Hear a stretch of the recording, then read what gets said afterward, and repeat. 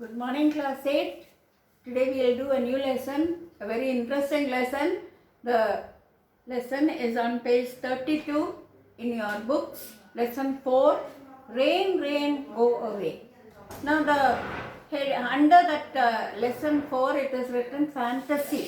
Fantasy means imagination, fiction. It is not a true story, but at the same time it is a very interesting story. Isaac Asimov is a science fiction writer. He has written many books, and this is a children's story written by him. So, Rain, Rain, Go Away, this title is taken from a very popular nursery rhyme. Maybe you have studied it in the LKG class. It is Rain, Rain, Go Away, little Johnny wants to play. It goes like that. So, Rain, Rain, Go Away. Evidently, characters in this story do not like the rain. They don't want it to rain. They don't like rain at all. That is why it says, Rain, Rain, Go Away. In this chapter, page 32, in this chapter, we will read a story with an unexpected twist in the end. Unexpected twist. We say the ending of the story is not what we hoped or what we realized will happen at the end. It is not what we thought will happen. We will also refer to that as the sting in the tail. Story with a sting in the tail means the ending is not what we expected. Identify elements of mystery in the story. There is a certain element of mystery, something which you cannot fully understand. Practice collocations and revise model verbs. Collocations are words coming together. That is at the end of the lesson. Now reading from the lesson. The Wrights are an average American family. Wrights. It's written W-R-I-G-H-T-S. Mrs. Wright is a homemaker. She's a housewife. She takes care of the home. While her husband is a writer with a love for baseball. Baseball is a game. He is very much interested in the game. And in the picture there, he is watching the game on the television. They become curious about their mysterious new neighbors. New people came to stay near their house. And there is something which they cannot understand about them. Something mysterious about these neighbors. The Sacros. That is the family. The Wrights and the Sacros. Two families. The story is about two families who are strangely obsessed with the weather. The Sacro family is always thinking about the weather. Obsessed means constantly having the same idea in your head. That is obsession. So these people, the Sacros, are obsessed with the weather.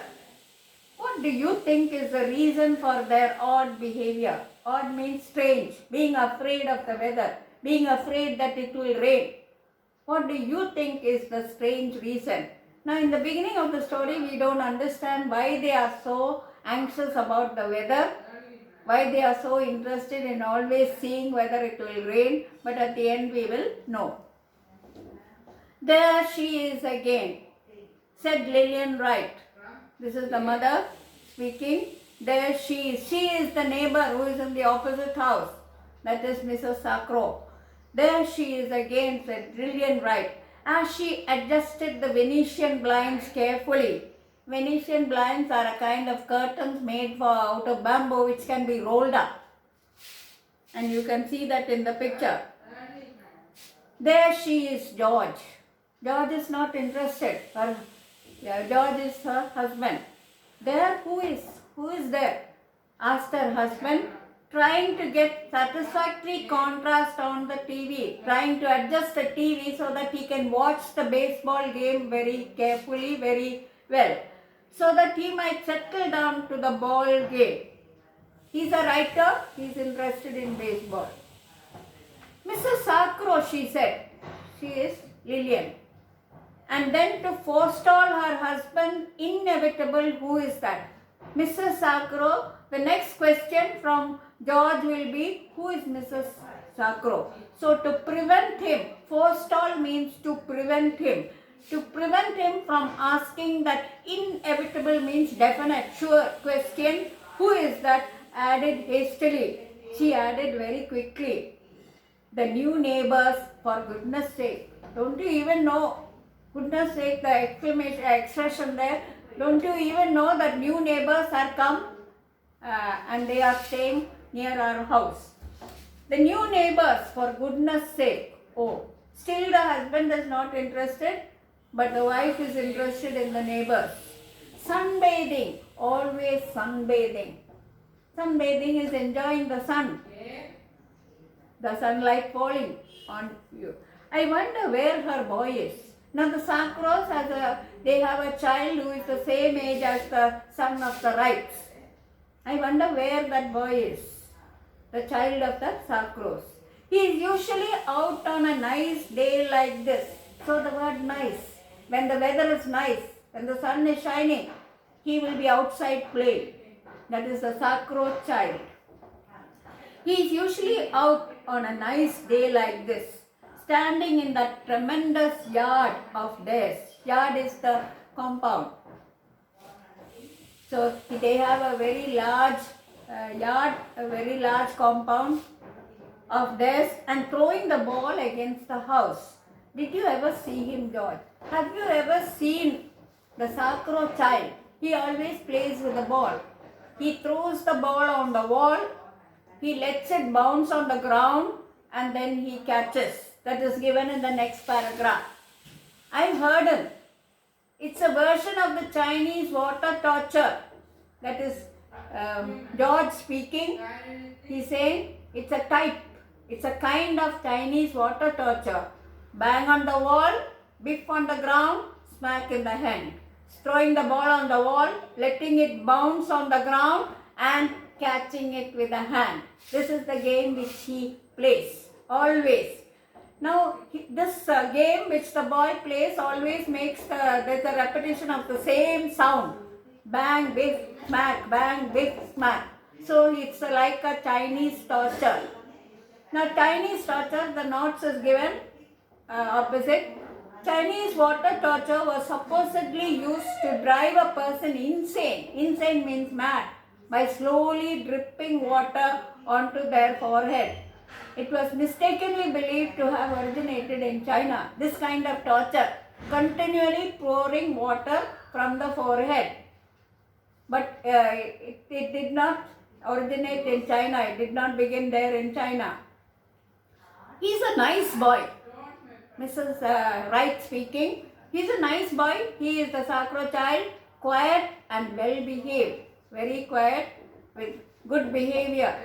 I wish Tommy would make friends with him. Tommy is their son, the son of the Wrights.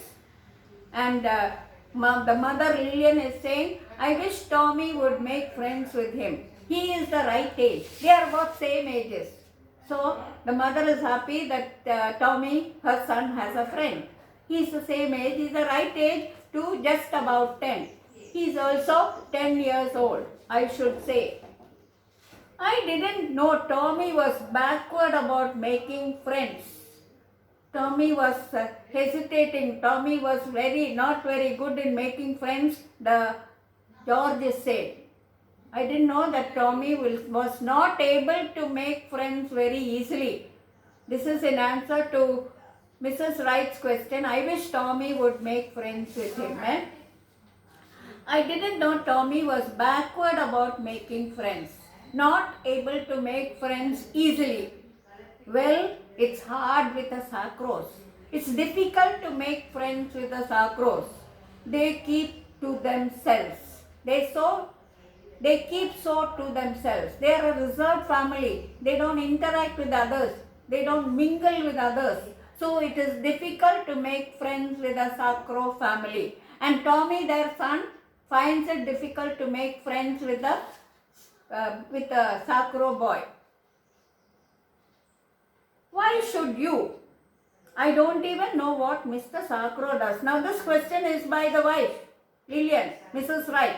She says, I don't know what Mr. Sacro does. Why should you know? So the George, her husband, is replying, why should you know? Why do you want to know what Mr. Sakro is doing. It's not really anyone's business what he does. Why do you want to interfere? Why do you want to find out? Why do you want to know what Mr. Sakro is doing? Again, Lillian continues, it's odd that I never see him go to work. So she has been watching the family. She says, I wonder what Mr. Sakro's work is because I never see him going out to work. And to this, George, her husband, replies, no one ever sees me go to work. I also don't go to work. And she says, you stay at home and write. What does he do? You're a writer, so there is no need for you to go out and work. You can stay at home and write. But what does Mr. Sakro do? What does he do? This is Lillian's question. I dare say Mrs. Sakro knows what Mr. Sakro does and is all upset because she doesn't know what I do. Now the speaker here is George. So he is saying, I dare say means I am sure. Mrs. Sakro knows what Mr. Sakro does, but Mrs. Sakro is upset, is worried because she doesn't know what George does. Here he is making fun of his wife and he is saying Mrs. Sakro might be upset because she doesn't know what George, Lillian's husband, is doing, because Lillian wants to know what Mr. Sakro is doing. Oh George, Lillian retreated from the window, coming away from the window. I think we should make an effort, the neighborhood should. We should attempt, we should try. Not only we, but all the other neighbors should try. So George responds, what kind of effort? What do you mean? What is the effort? George was comfortable on the couch now. He is very couch, you can see there in the picture. He is a kind of sofa where you can lie down also on the couch, and now with a king size soda in his hand, freshly opened and frosted with moisture. He's got something to drink. It is a very large bottle, king size, and just open. It is very cold also. What kind of effort? So she says, I think everyone should make an effort. What is the effort? George is questioning her. To get to know them. That is, all of them, all the neighbors, including the Wrights, should make an effort to make friends, to get to be acquainted, to get to know the Sakro family. Well, didn't you, when she just moved in, you said you called. You called means you visited her. As soon as the Sakros came in to settle down next to the Wright house, Lillian, Mrs. Wright visited them. So that George is reminding her of it. Well, didn't you, when she just moved in, when she came to live in our neighborhood, did you not go and visit her? You said you called. Called here means visited. I said hello. Lillian speaking. I said hello, but well, she had just moved in and the house was still upset. They had just shifted and they had to arrange all the furniture and other things in the house. So she was busy. And the only words which Lillian spoke to her and she spoke back was hello. I said hello, but well, she had just moved in and the house was still upset. House was not in order. They had to arrange all the furniture in the house. It's been 2 months now and it is still nothing more than hello sometimes. She's so odd. She's so strange in her behavior. 2 months now, and the only conversation which passed between the two women, Mrs. Wright and Mrs. Sakro, was hello. So Lillian thinks that she is very strange in her behavior. Is she? George is not very much interested. You can see by the replies that he makes. He is completely absorbed in the game that he is watching. She is always looking at the sky. So George asks, is she? How is she very strange? How is she different from others? And to this Lillian replies, she is always looking at the sky. I've seen her do it 100 times. And she is never out when it is the least bit cloudy. Many a times Lillian has seen Mrs. Sacro looking up at the sky. 100 times it is mentioned here. And she is never out when it is the least bit cloudy. A little bit of cloud in the sky, Mrs. Sacro does not come out at all. Once when the boy was out playing, she called to him to come in, shouting that it was going to rain. So Mrs. Sacro, you see, is very interested in watching the neighbors, and she tells about an incident. The Sacro boy was playing outside and his mother called him from inside the house, asking him to come inside quickly because it is going to rain. And at that moment, what did Lillian do? She had clothes hanging on the line. Clothes were drying outside on the rope. And she quickly went out and took all the clothes, thinking that it was going to rain, because Mrs. Sacro said it is going to rain. But then she saw that it was broad sunlight. There were some clouds, but there was no sign of rain. Once when the boy was out playing, she called to him to come in, shouting that it was going to rain. I happened to hear her. I is Lillian, Mrs. Wright. I happened to hear her and I thought, oh no, wouldn't you know? And me with a wash on the line. Line is the rope on which the clothes are hanging out to dry. So Lillian had put clothes on the dry. When Mrs. Sacro called out that it is going to rain, she quickly went out to take out the clothes. But when she went out, it was broad sunlight. There was no rain at all. No sign of rain at all. Oh, there were some clouds, but nothing really. There were some clouds, but it was definitely not going to rain. Did it rain eventually? Of course not. It did not rain. I just had to run out into the yard for nothing. She ran out into the yard to look into the clothes which were drying, but she said it was not going to rain. She just ran out of the house for nothing. When the excitement of the match, that is the baseball match which George is watching, and the pitcher was trying to regain his composure. Composure is calm. Pitcher you are given there, the player who throws the baseball. Pitcher also has other meanings. It can refer to a big vessel, a pot. So when the player who throws the baseball, that is the pitcher, was trying to regain his composure, state of being calm, was trying to become calm. That is the game that he is watching. George called out after Lillian, well, since they are from Arizona, I dare say they don't know rain clouds from any other kind of cloud. Arizona is a place where it does not rain much in the States. So George says they are from that place.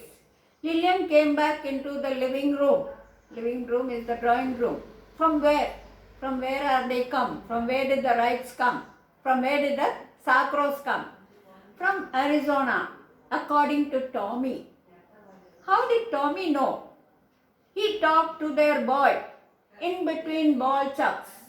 While he was throwing the ball on the wall, the Sacro child spoke to Tommy, their son, and told him that they are from Arizona.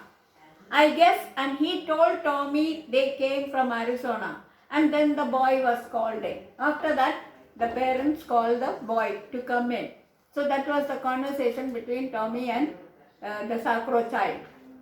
They don't know what to make out of a good rainy climate like ours. George is saying they cannot understand when and how it will rain, what are the rain clouds.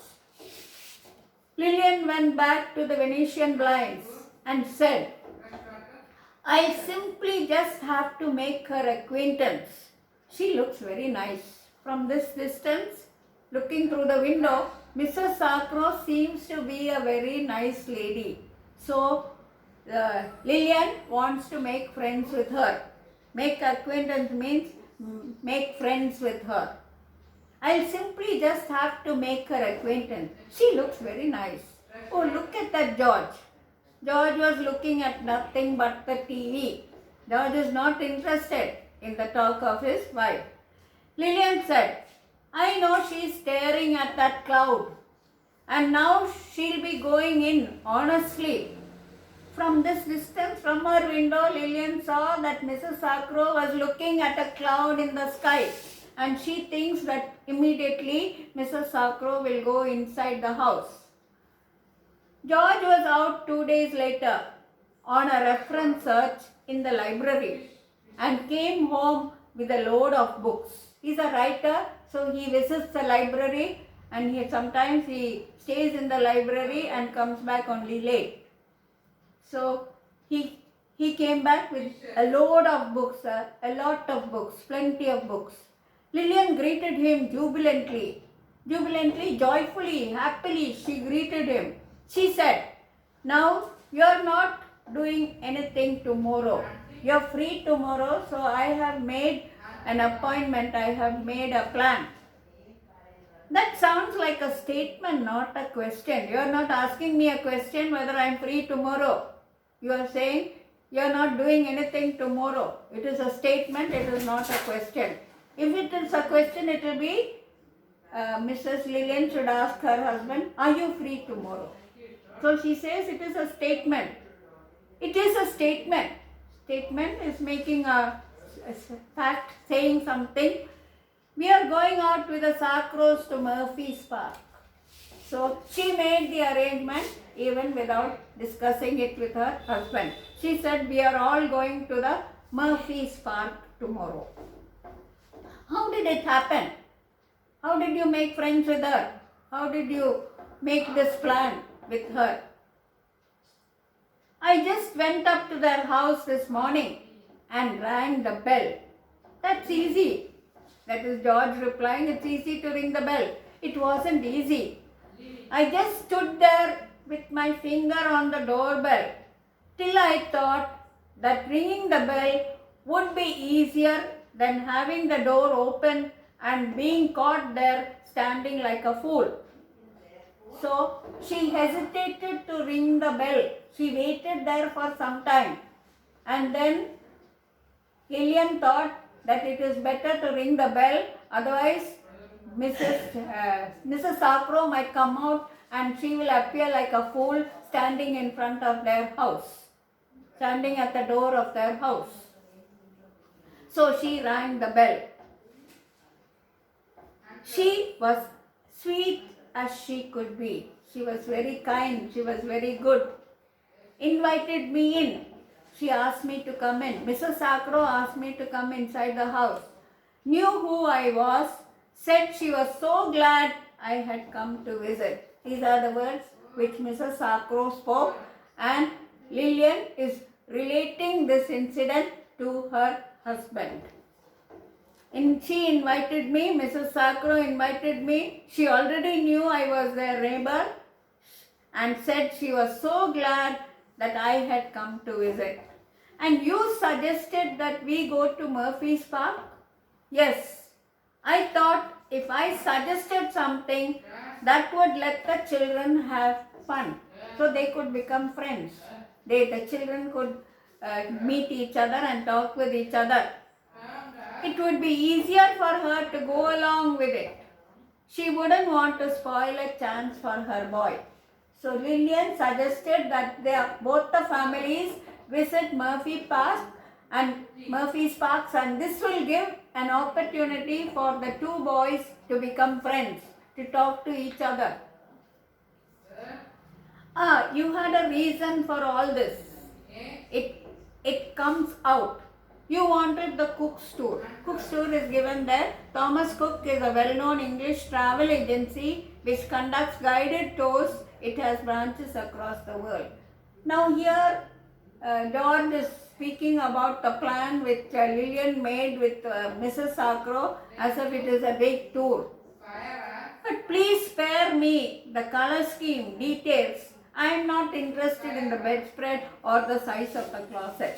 George is not interested in listening to details about the Sacro family, their house, what color their house is painted, what is the size of their bed, what is the bedspread is the sheet, the bed sheet, and the size of the closets, the size of the furnitures in the house. It was the secret of their happy marriage that Lillian paid no attention to George. She went into the color scheme details with the most meticulous about the bedspreads and gave him an inch by inch description of the closet size. She described everything in the house. She described all the colors in the house, the colors used for the walls, the colors used for the furniture. She gave George a detailed description and he just listened. He did not disagree with her on anything. He just listened to her, accepted what she said. Even if he disagreed, even if he was not interested, he did not show it. He listened to everything that she said. So that was the secret of their happy marriage. And clean. The house was very clean. I have never seen any place so spotless. The word spotless means absolutely clean. And Lillian says she has never visited a house which was so clean. If you get to know her, then she will be setting impossible standards and you will have to drop her in self-defense. If you get to know more about Mrs. Sacro, she will be setting up impossible standards. You will want to maintain the things which she is maintaining, the cleanliness in the house. You will insist that our house also should be as clean as theirs. So it will not be possible for us to have the same standards.